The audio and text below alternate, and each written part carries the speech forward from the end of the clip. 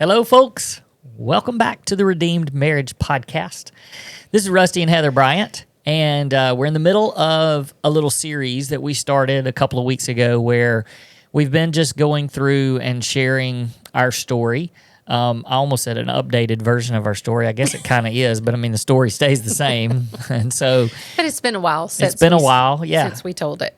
And we kind of, we have new insights and things that we learn and that God keeps revealing to us. And I don't know, I think that, I didn't mean to say, I wasn't going to start off by saying this, but I think that that's a part of, people asking us all the time just about, kind of when's it going to end? When am I going to stop, feeling the pain or the hurt or, and like we've had lots of conversations about that. And, the story never ends, but I don't think that it's really supposed to. I think that God's supposed to continue writing your story, and your pain and your trauma is pretty much interwoven into your story. And so it's really just a choice of how you allow God to continue to write that story. Yeah. And, a lot of times you'll hear people say, oh, let me tell you about my relationship with the Lord. And they start with something that happened 20 years ago. And I'm like, I get it that may have started the your journey with the Lord, but I want to know what He's doing right now in your heart and in your mind and in your thought life and all of that. And so for us, if we just focused on 14 years ago and what He did then we're missing what He's continuing to teach us. And I think that that's what is so amazing about what God is choosing to use us for, is that He is using our 14 years of story of how He has changed us and how He has drawn us closer to Him and how He used a terrible, terrible time in our life to be used for His glory. And if we only focused on what He did on that day 14 years ago or a week later 14 years ago and got stuck there, we would miss the amazing things that He has for us along the way. Well, one of the cool things about our logo is that it's the stacked rocks, which, especially in the Old Testament, where they would set up these stones and these stacked stones as reminders of God's faithfulness.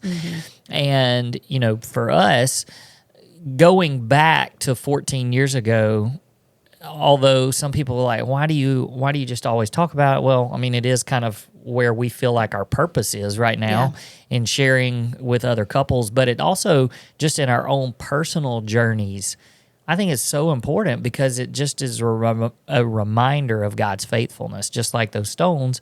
That was the point. That was the turning point in our lives and in our marriage. And, could God have done it some other way?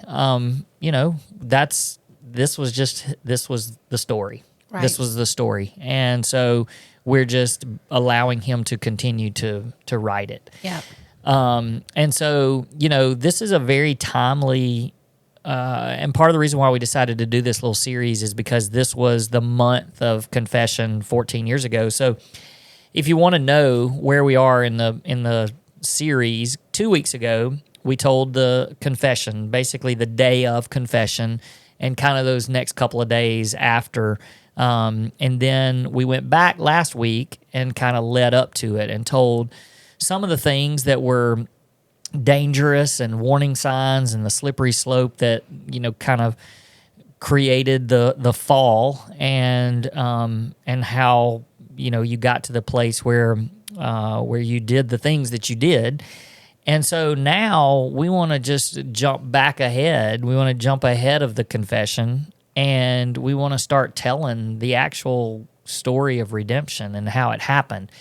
And as we started talking about it, the reason why it is timely also is because in real time, when we're recording this, yesterday was actually the anniversary of the confession. And so we're recording this 14 years and 1 day after that. So 14 years ago, right now, we were kind of in the middle of what we're going to talk about and how we were fighting for our marriage. And so when we started talking about that, we knew that this was probably going to be more than one episode. Yeah. And so what our goal is, we want to tell kind of the first steps and the things that in my opinion, they were kind of the non-negotiables that these things had to happen. And if they hadn't happened, I don't know that we certainly wouldn't be doing what we're doing right now. And I don't even know if we would still be married. But then after those things kind of took root, then we began this lengthy process of forgiveness and rebuilding trust and creating boundaries and really just creating a brand new marriage. Mm-hmm. And so we're going to kind of divide it up into those two. So if you're watching on YouTube, you're going to see us in the same clothes for 2 weeks in a row. We're actually going to be out of town next week. And so because of that, we're going to go ahead and record this as two separate episodes. Yeah. So just to give and a I'm heads really up. excited about it because the confession, I've had so many people reach out and be like, that was so hard. Like, how do you do that? How do you do it? And the confession, yes, those moments were the hardest of my life. And then we went back to, how did I get there? And that's no fun either. But although the redemption part is the moment, it's what we want everyone to hear, it's still exceedingly hard to walk through because I was in such a dark place that it's really hard to relive. And then from that moment, you were in a dark place too. Mm-hmm. So all the before and the confession, those episodes, that was, of course, with the confession, I drew you in. But these days of what we did next were hard. And here's what I want people to hear as you listen to this. When I found out I had breast cancer, there was a plan. Like, I went to my oncologist and she said, okay, you have breast cancer. You're going to get a port. We're going to do this many chemos. Thank you, of chemotherapy. Then you're going to have a double mastectomy, and then we're going to continue chemotherapy, and this is going to be a year of your life. That was the plan. When we went through infidelity and confession of that, there was no playbook. Mm-mm. Like, we didn't know what to do. And not only that, you may be listening to this thinking, okay, they're going to give me a playbook, but it may be completely different for you. And here's the thing. It's the same thing with breast cancer.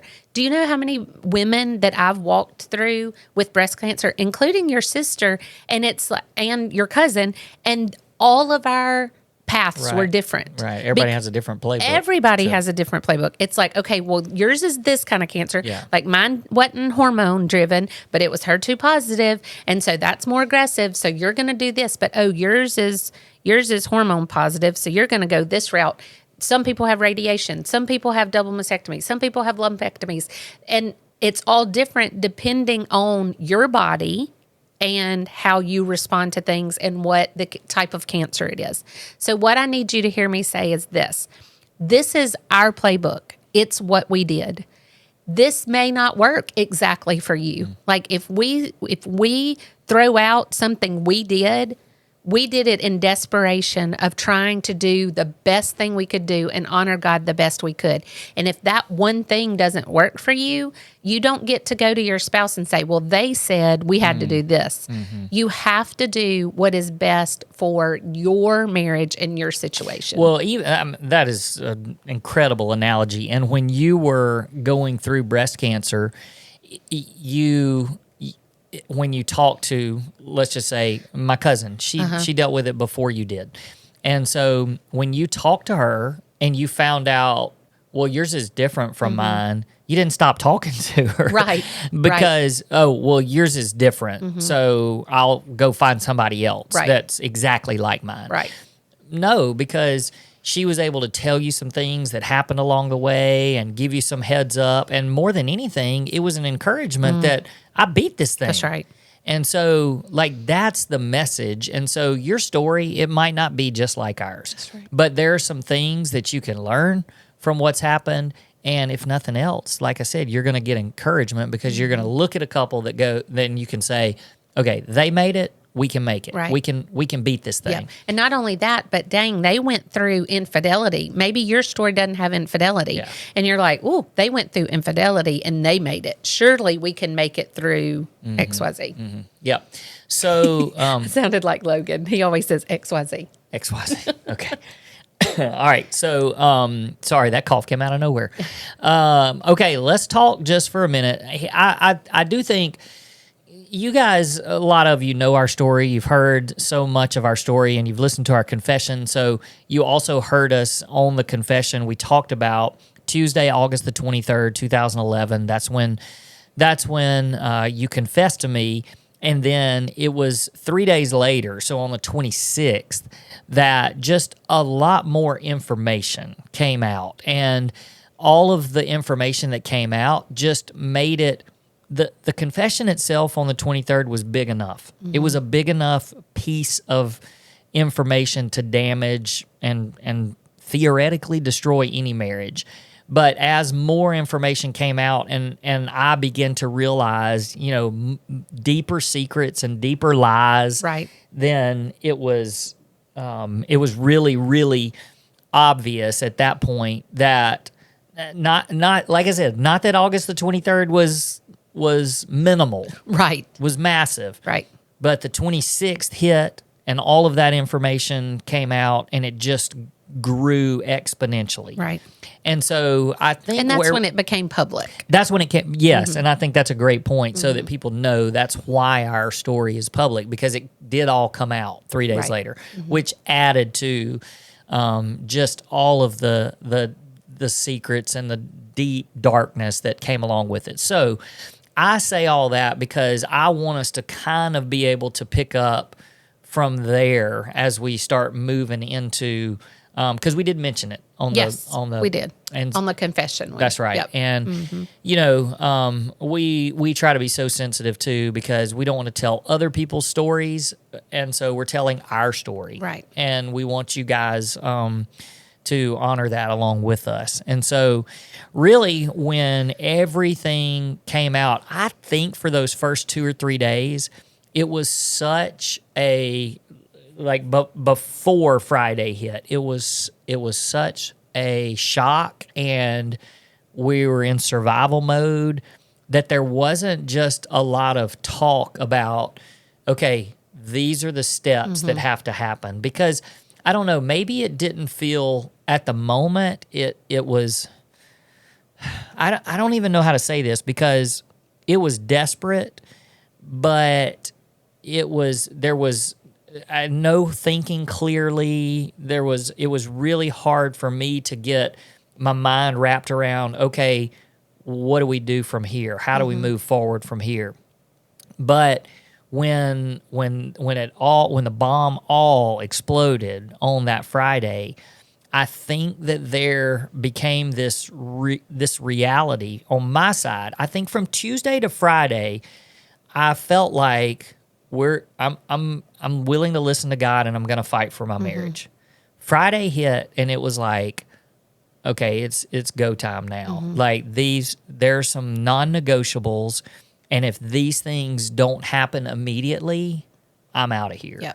Yep. And yeah, Well, I just want to tell you how I felt over those days. On that Tuesday, I was sad. Like, I was really sad, and I was like, where are we going to go from here? But there were only about 6 people that knew. And so everything felt very contained. And so I was sad, but I didn't feel out of control. On that Friday, I shifted from sad to scared. Like, I felt my world literally falling apart around me.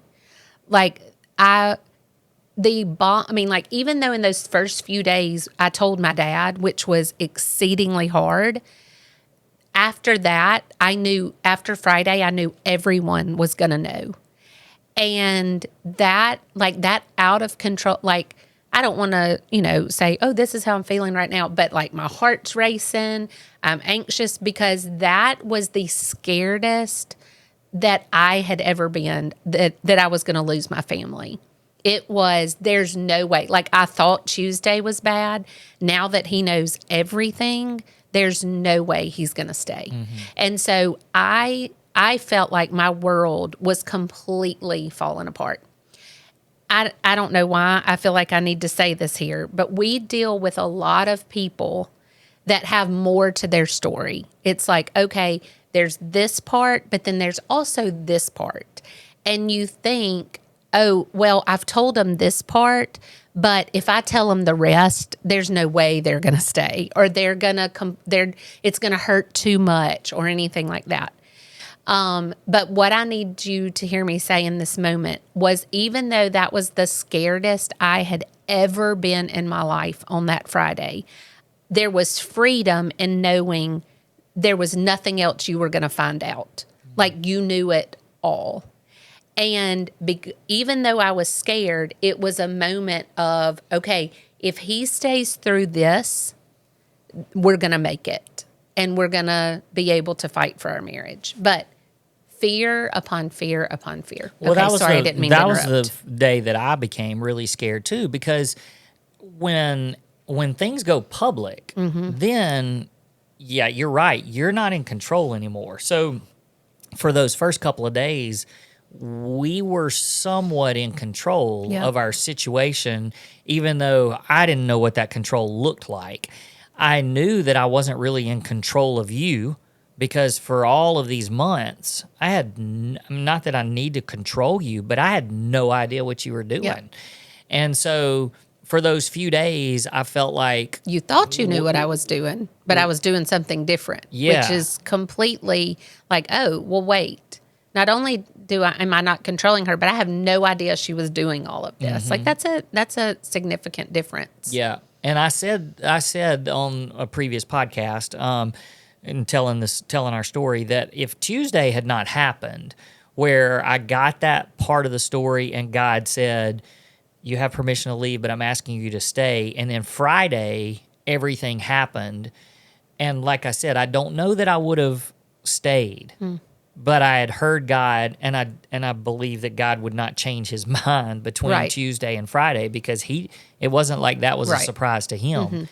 And so when I think back to just how scared and terrified I was, because I wondered, am I going to keep my job?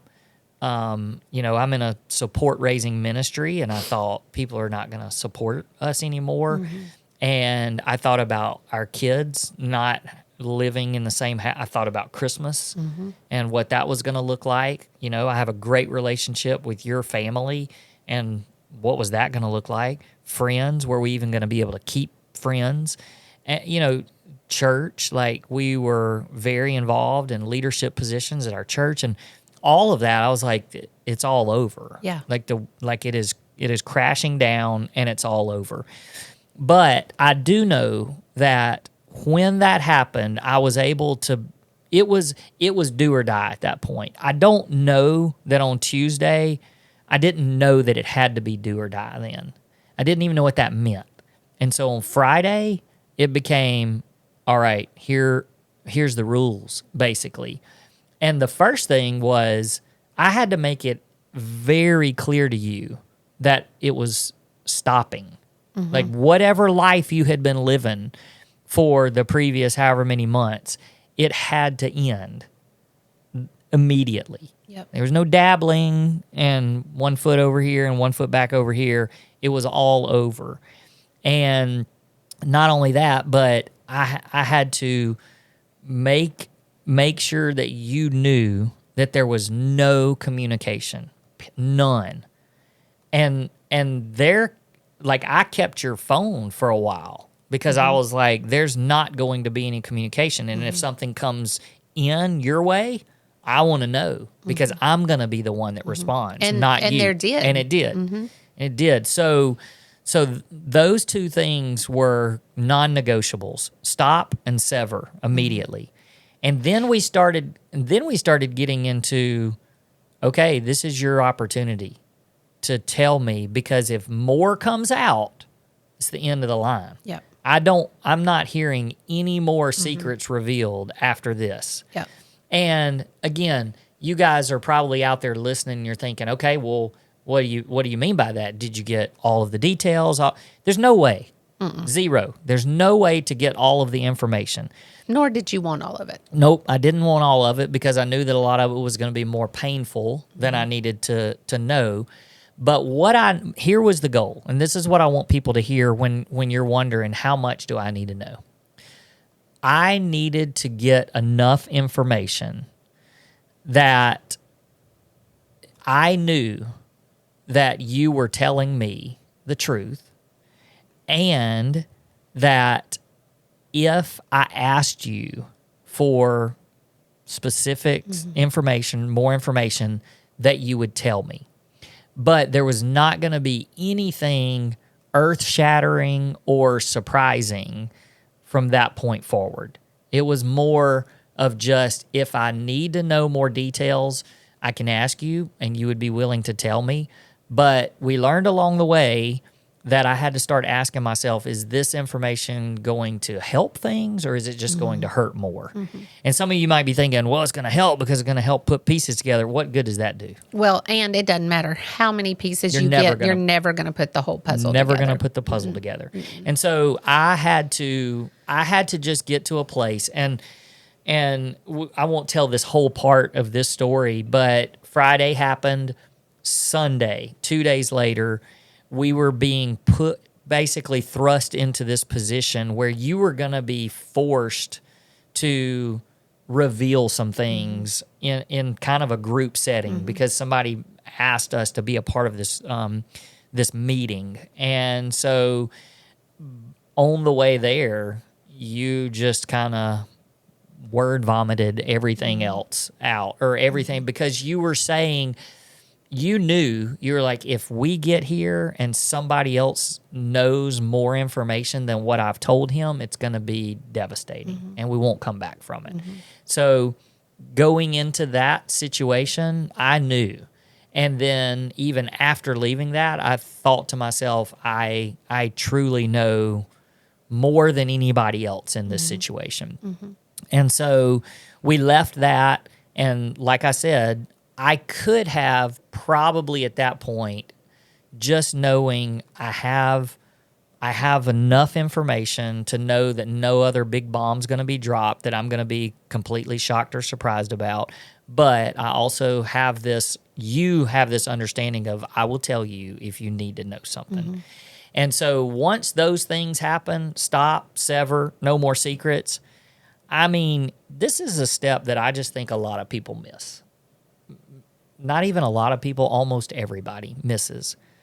But I told you, I said, this will never happen again. And I had to draw that line in the sand and say, if it happens again, I don't have to stay and I won't stay. Because at that point, there's this value of who I am and who I am in Christ and what I know that I don't have to stick around and put up with this over and over and over again. And so for me, that was a very crucial part in the story. And I think that there's a lot of people that they don't actually ever come out and say that. And then it happens again. And then they're like, oh no, what do I do now? Because I really didn't, you can leave, you can, but there's this pull to be like, well, I mean, we didn't really deal with it. And now it's happened again. And so I know how hard that is. And it's scary because you're putting your whole future in somebody else's hands. Like, if you do this again, not only is it affecting me, but it's affecting our kids. It's affecting our family tree. It's affecting everything, all because you aren't following the rules. And like what we said, everybody's story is so different. I mean, God led us into some real actionable steps that I don't even know how we got there. Well, I know because I believe that you were seeking the Lord so hard. Like, you were asking for his guidance and you were trusting people that were godly people. Because let's be clear, there were people all around you telling you to leave. Yeah. All around you telling you to leave. And I don't see how you were able to decipher which ones from the Lord and which ones weren't, because you had people you trusted saying you're crazy if you stay. But then you chose to listen to the men who were godly influences in your life. And then, of course, you heard from the Lord, I'm asking you to stay, so many days before. But I want to speak into that moment where, because I remember it clearly, you looked at me in the eyes and you said, if you see him, if you text him, if you call him, if you manage to meet up, like this wasn't just, if you have another affair. This was, if you cross any line, we're done. And like, I knew that to be true. And honestly, I mean, let's be real. In that moment, I was more concerned about losing my kids than I was our marriage being over. But I do think that God used my being tethered to the boys as something that pulled me back in and held me there while he did the work on my heart. And that's why we tell people sometimes, like, find a reason to stay, because God can use that and then open you to what his plan is. Because in that moment, I don't think I would have chosen to stay if you had not said you will lose everything if you step past this line again. Yeah. And at that point, I was so angry and, had really put my anchor down. And I was willing, I'm a nice person, but after what I had been through and what you had done to me, at that point, I would not have cared about you. Right. I was only caring about my kids. Boys. That's right. And I wasn't going to allow them to be a part of what you were doing. Exactly. And so I was willing to go any length to protect them. Yeah. And fortunately, what happened was you agreed to those things. Maybe you didn't really want to, but you knew you had to.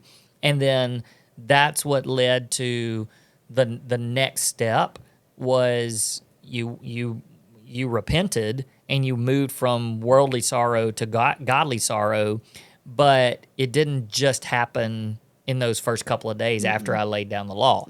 So if you want to share a little bit about what happened there. Sure. So this part of the story is when I look back on it, I know that only God could have done this and orchestrated this. There's nothing in my power or anything that I can look back to say, oh, I did that right. I didn't. When I will never forget my mentor telling me that God is going to pursue you. I mean, he's going to chase you down, and he was after me. He was after my heart, and I was running from him and running from him and running from him.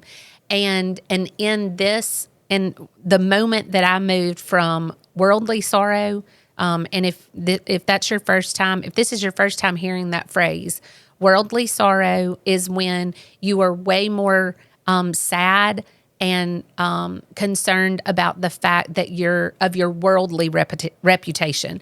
I was embarrassed. I knew my reputation was ruined. I knew, my dad was 6 months from retiring from 36 years as a minister at our church, and I felt like I had destroyed his reputation and his ministry. All of these things are not true, but it's what I was telling myself. And so I was very much embarrassed that this had happened and that I got caught. But then several days later, 10 days later, I shifted to godly sorrow. And that's where I realized that I had sinned against God.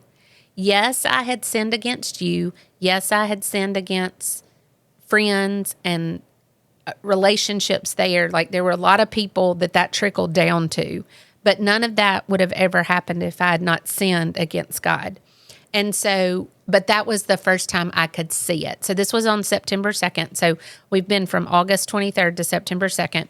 And my mentor and two of my friends brought me, they said we were going to go shopping. They just said, we want to just spend some time with you. But then when I got to this friend's house, they were like, actually, we just want to talk for a little while before we leave. Well, obviously we never left. It may have been all made up. I don't know. But they said, let's talk a little bit and see, how you're doing.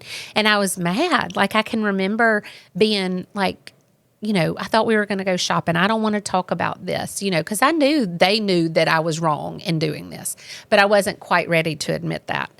So we started talking. They were like, how are you feeling? What is, then what, what's your family going to look like? All of those things.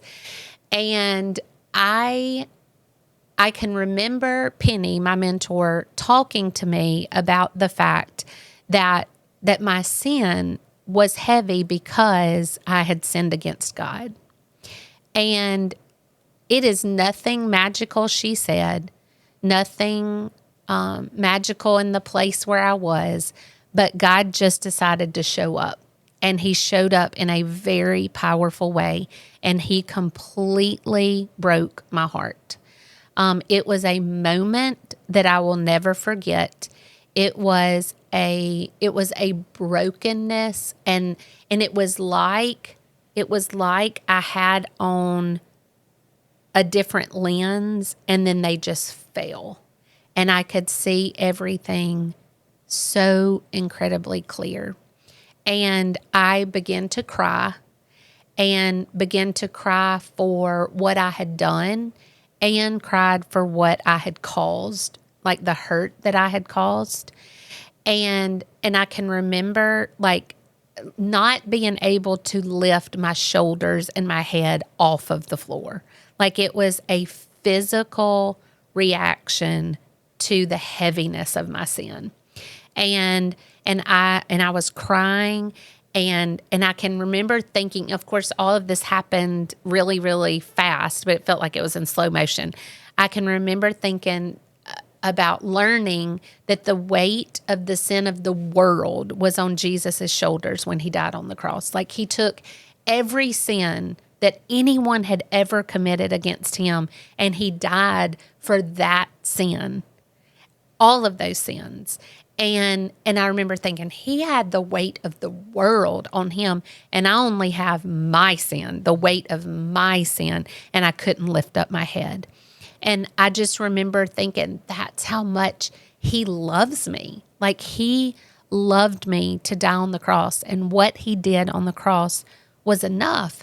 And Penny put her hand on me, and she said, very, very like claiming this. She said, God, please don't let her see her sin without catching a glimpse of her Savior. And that the weight of my sin was so heavy that I had to be able to see my Savior in order to lift my head again. And I continued to cry, and it was a sobbing. And they all just loved on me. And even though I know that those two friends were disappointed, they knew that I had hurt you. They both had husbands that were your best friends at the time. And I'm sure they were very mad at me for hurting you. But they put that aside along with my mentor and were like, God, how do you want to use us to help her see you? And because of their just unbelievable love for me, I know that I was in a place that I was being prayed for. And they weren't the only people praying. A lot of times I hear people say, I pray and I pray and my prayers aren't answered. My prayers aren't answered. My prayers aren't answered. But I believe that there were people praying all around, that your parents were praying, my parents, my family, aunts, uncles, like everybody. And then people that probably didn't want to admit that they were praying for us were praying for us. And for whatever reason, God chose that moment to let all of those prayers be answered. and it was a healing moment for me. And I say healing along with the brokenness, because it was broken. I just was absolute ashes, and then it was God put me back together, put me back, not fix the old me. I didn't want to fix the old me. I wanted to be a brand new creation. And I wanted nothing to do with that life or that person that I had been before. And so for me, that moment is what turned, and it's like the lady when the lady was caught in adultery, and there were men wanting to stone her because stoning was the penalty for adultery. I mean, stoning until death. And Jesus said, those of you who are without sin, cast the first stone. And they all dropped their stones.